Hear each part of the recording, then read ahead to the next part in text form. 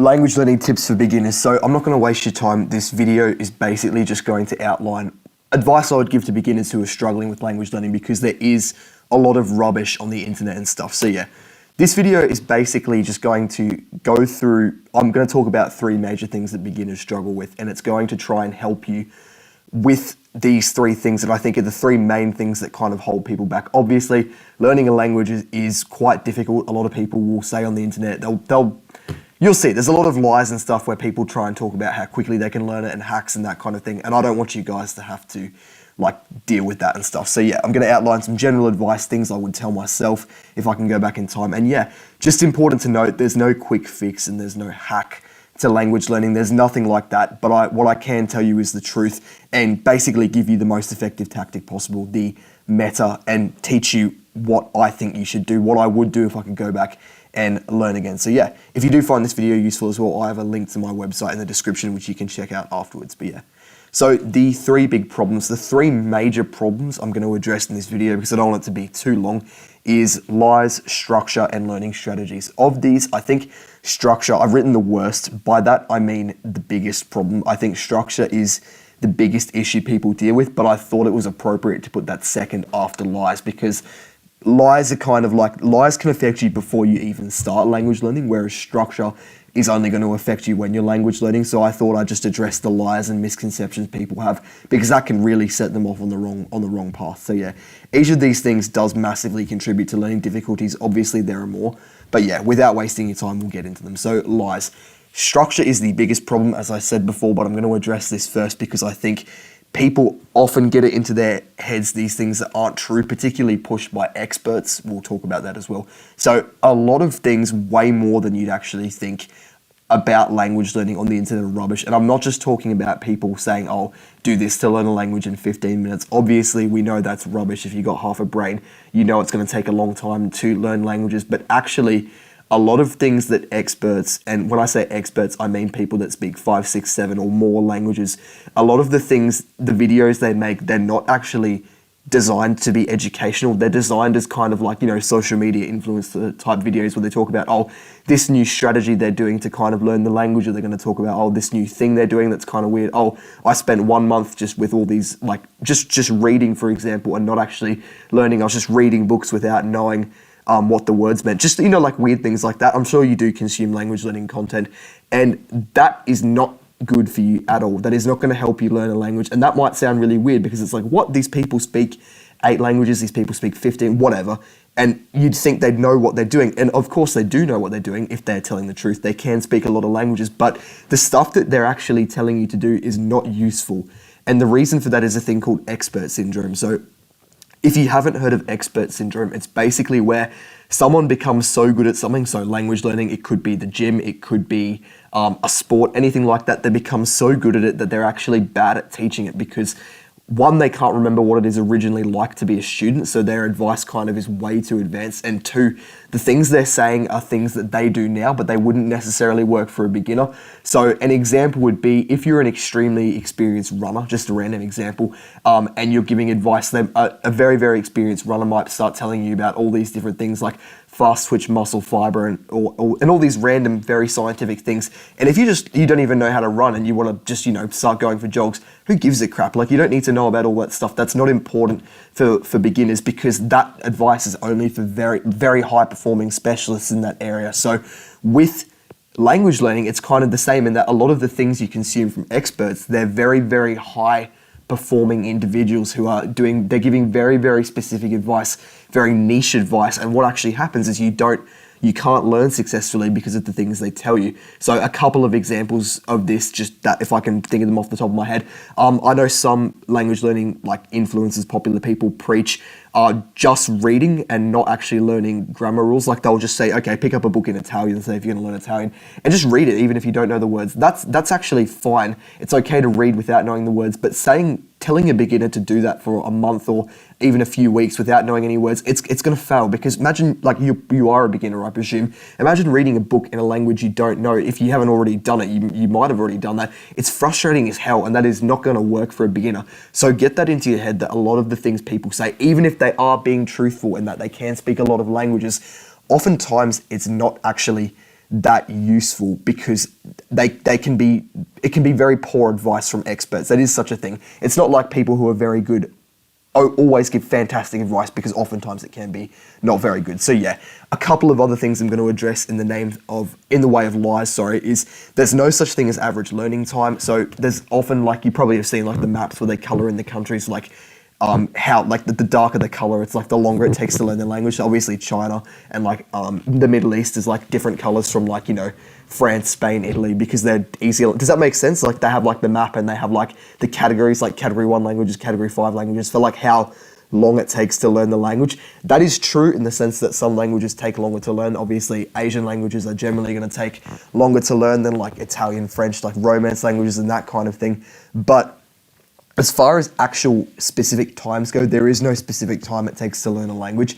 I would say for your first language, if you're a committed student, and I'll teach you how to do that later in this video, it should take 1 to 2 years if you are learning an easy language. So Italian, for example, is the first language I learned, apart from English, obviously. That's the amount of time it should take. If you're going to learn Chinese for a second language, I wouldn't recommend it if you're an English speaker, but of course you can if you want to. That will potentially take, if you are like as committed as the person who was learning Italian that I just mentioned, it would probably maybe take you twice the amount of time, so maybe 4 years. It's really up in the air. It does depend. There's a very small amount of, there's a small amount of natural talent. I want to say very small because I don't want you to think about natural talent that much, because it's useless. But yeah, there is a natural talent element. The biggest element is, of course, how hard you try. And I think I've got written there, time investment equals speed. That's very true. A lot of people will try and talk about hacks to learn a language in 30 days and all that kind of thing. The biggest hack I can actually give you to learning faster is just time investment. If you invest the person who invests 2 hours a week instead of 1 hour a week is obviously going to learn the language faster. Ideally, you invest way more than that, but that's just a simple example. So if you want to learn the language faster, invest more time. That is the one thing you have control over, and that will help you learn the language faster. So yeah, it's also, I just want to tell you this because you probably would like someone to tell you, it is definitely doable. You can learn languages. I learned Italian on my own with no teacher before I actually spoke it to people. So you most definitely can learn a language. It's not easy. Easy is a silly word, I think, because there's different types of easy. There's like simple, there's like short easy, like you can do it quickly, that kind of thing. Learning a language is easy in the sense that anyone can do it, but it's hard in the sense that it takes a very long time. You'll want to quit a lot of the time. There's a lot of rubbish. Those are the hard things. But if you can get through that, all you have to do is push on, know what's rubbish and what isn't, which I did. Like, if you listen to this channel, I will help you with that. And yeah, just push through all the difficulty, you will learn. So yeah, perfectionism as well, I will address. By perfectionism, I kind of mean it's hard to explain, but don't worry about making mistakes and that kind of thing. It's definitely okay to completely mess up and stuff. Some people, I hate when people do this to beginner learners, because I see it all the time. They will when like a beginner learner says something, or I'm just learning, and they write something down or try and talk a little bit of the language, obviously a bit poorly because they're beginning, but that's fine. And then someone else will rip into them and go, oh, this is off, this is off, this is off. That is not good for people's confidence and mental health when they're learning a language. So yeah, don't if people do that to you, like, oh, you pronounce this wrong, this wrong, this wrong, don't go, oh, I'm trash, I'm worthless, I can't speak the language. They're just being overly harsh to you, which is kind of rude, but it's not. It's nothing to do with you. Don't worry about that. I'll also address misconceptions. I think I have addressed a lot of them. I'll just repeat, a lot of what's on the internet is rubbish, more than you think. It's not good advice. I will talk about on slides 2 and 3 when we address structure and learning strategies, genuine good advice for language learning. But yeah, I think that's most of the lies. If you guys do have any questions or anything, comment them down below and I will respond and give you a hand. So structure, as far as structure goes, what I mean by that is the order of things you learn. So obviously you can probably imagine when you learn a language, you're going to learn specific topics within the language. So at some point you're going to have to learn colors, numbers, greetings, that kind of thing. With structure, I think derails people because they don't know what order to learn things in. If you have started learning a language already, you might have tried to learn greetings, hello, goodbye, and then maybe numbers and that kind of thing. And then you get stuck after you get stuck doing that because you don't know all of the categories within a language of things to learn, if that makes sense. So you don't know what case is, you don't know what tense is, you don't know what verb conjugation is, you don't know all these different language terms that you kind of need to know to learn a language. Obviously, you've learned English or whatever your first language is without knowing these complex terms, but it also took you like 6 or 7 years probably maybe to achieve fluency in English, and presumably you want to do it quicker.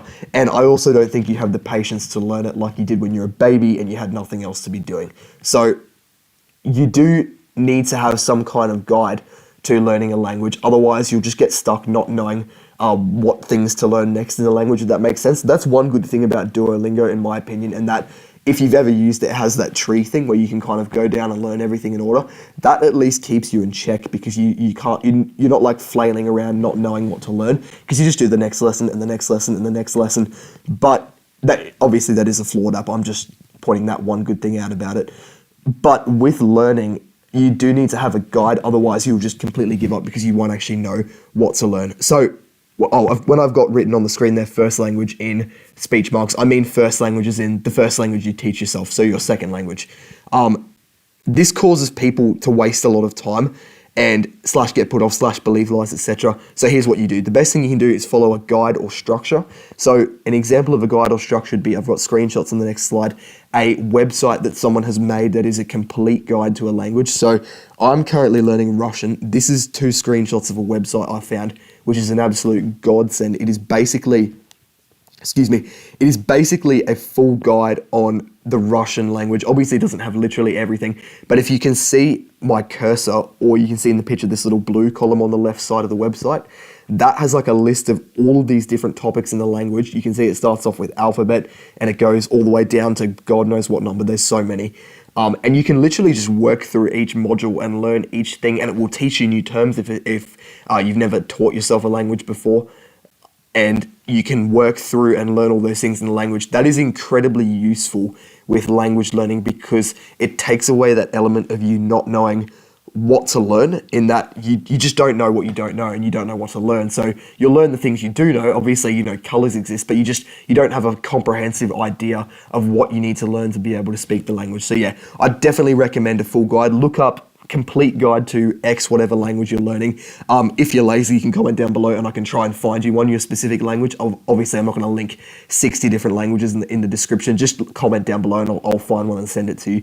But yeah, this one is extremely useful. You could also do a YouTube playlist. So if you could find a YouTuber who teaches the language that you are learning, they potentially would have a full playlist up with everything in the language. So yeah, you could do that as well.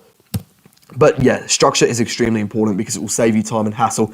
And I've found people who don't have structure, like people who just start learning a language and they learn how to count to 10, they learn some colors, they can say hello, goodbye, please, that kind of thing. And then they give up because they don't know all these words. And like, yeah, it's fine to not know what the concept of complex verb conjugation is, but obviously you're not going to know that if you've never learned a language before. So how can you teach yourself something you don't even know exists? The answer is you can't, and you need structure.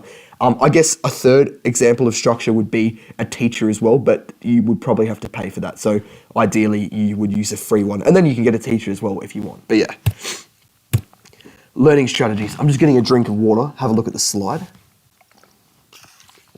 So the things you do to actually learn the language, for example, read, talk to natives, watch movies, take notes, etc. That makes up the learning strategies you will lose. So if you're wondering what you actually need to do to get the language like into your brain, this is kind of what you need to do. To get from point A to B to actually being able to speak, listen, read, write, etc.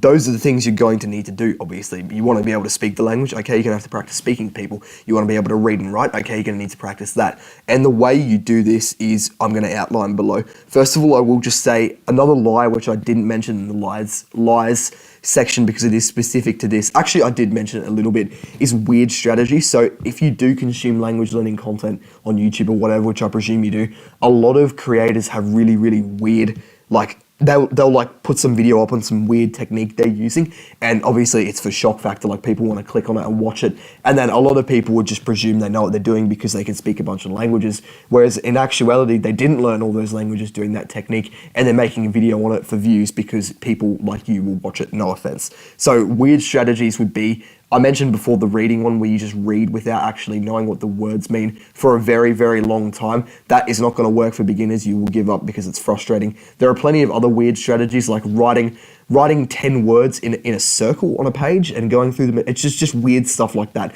Anything that looks kind of weird is probably not a strategy you would use. Nothing I've said in this video so far is weird. I've said find a complete guide that has every topic in the language so you can go through. That's not weird. That's kind of, it makes sense when you think about it. I've said you don't know all these topics within the language. That's fine. Like if you're learning a new subject, you're not going to know what all the topics are within it. That's fine. That's not weird. I said there are a lot of lies. That's not weird. Nothing I've said in this video is weird. So if you start to watch content, just keep an ear out for that, because if you hear things that are like, oh, I wouldn't have thought people would do that, then it's probably not something that's actually going to help you. And again, you're welcome to comment down below and I will help you with that. So for beginners, I'd recommend you set a soft study schedule. What a soft study schedule is, you setting a time amount. So it doesn't need to be specific dates, like specific like blocks, like 2 till 4 on this day. Of course, you can do that if you want.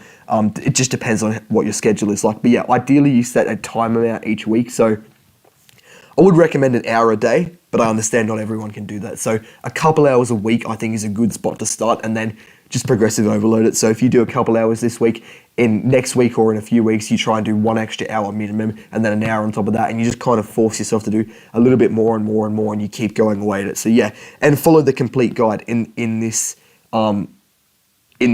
studying time. I'd recommend. You can of course go off and learn other things in the language if you want, but yeah, I'd recommend you obviously start at the alphabet, you know, that kind of thing. I will have a video pop up on the screen to help you with that you can watch later for actually learning things and that kind of thing. You definitely need a notebook for note taking and journaling. Journaling is just writing out random stuff in that language. That can be good too. And note taking for grammar and new vocab, that's what you'll be note taking. So you'll write down new words if you need to learn them, and you can write down grammar rules and stuff as an easy place of reference if that's what you want to do. And yeah, don't worry about making mistakes and thinking you're wasting your time. If you do these things that I've got on the screen, you won't waste your time. Everyone has to start somewhere. That's absolutely okay. Just start writing things down that you learn, and you'll definitely progress. I'd also recommend you practice reading and listening to very basic sentences. So I think Duolingo has some function for that, but if you want to use something else, you can just type in, there's lingua.com. I will put a link in the description to that website as well. It's completely free and it's good. And yeah, there's other websites. If you just type in your language and then resources, reading, writing, listening, that kind of thing, you will have to do a little bit of looking around, so have some discipline there. But yeah, you can find websites that have resources that will help you. I'd also recommend you set time goals as well, not learning goals. I put that in all caps because it's very, very important. So what I mean by that is some people would set themselves a goal like, okay, at the end of the year, I'm going to read this book in a language, for example, and that's fine. But the problem with that is because you're so unfamiliar with language learning, you don't know how long it's going to take, you don't know how difficult that is to do, and it's highly likely that whatever goal you set yourself, you will not meet unless you give yourself an exorbitant amount of time, because you just don't know how difficult it's going to be to get there. And of course, some days you're going to be lazy and that kind of thing. So with setting goals, I'd recommend you set a time goal. Like for example, I'm going to study 3, 4, 5, 6, 7 hours a week, every week, and then you meet that goal. And then wherever you end up in a year from now, you know you've met your goal. You did how much studying you were meant to do, and that's where you ended up. Whereas if you say, I'm going to study 3, 4, 5, 6, 7 hours a week, whatever, but your goal is to read X book at the end of the year, even if you meet that time goal, you studied that amount of time, potentially you won't be at that level where you can read that book or meet whatever learning goal you set, whatever hard goal, and that could upset you. I'm just warning you now. Obviously, you do need to have a lot of discipline and resilience with language learning. It is difficult, but yeah, I'd recommend you set a time goal. If you want to set a learning goal, like you want to go on this holiday, be able to watch this movie without subtitles, that kind of thing, you can set one. Just don't set a very strict amount of time, because you're not actually, not to be rude, but you're not intelligent enough in this area to set a goal like that, because you just don't know how long it's going to take you. Okay? Yeah. I would recommend you do set a goal like that, reading a certain book. When I learned Italian, I set the goal of being able to read the Harry Potter series in Italian, and I bought a really expensive set, and that was cool. And I actually did set an end of year goal, which I did not meet, which is why I'm telling you this stuff. But yeah, I have read it since, and that was very rewarding. when I did get to that point eventually. So yeah, that's basically all for the video. If you guys do have any comments or questions, chuck them down below and I will help. I do offer coaching for language learning. If you would like to click the link in the description to my website, you can find that there. And I'd recommend you just have a look at it. You don't have to do it if you don't want to, but I would highly recommend it if you're struggling as a beginner. We can work one-on-one over FaceTime and it is extremely affordable. So yeah, I would highly recommend that. I do have my email down below if you want to contact me more personally, not in the comments section. And yeah, that's basically everything, guys. I do hope I did help you with that because there is just so much rubbish on the internet and that kind of thing. But yeah, thank you and have a good day.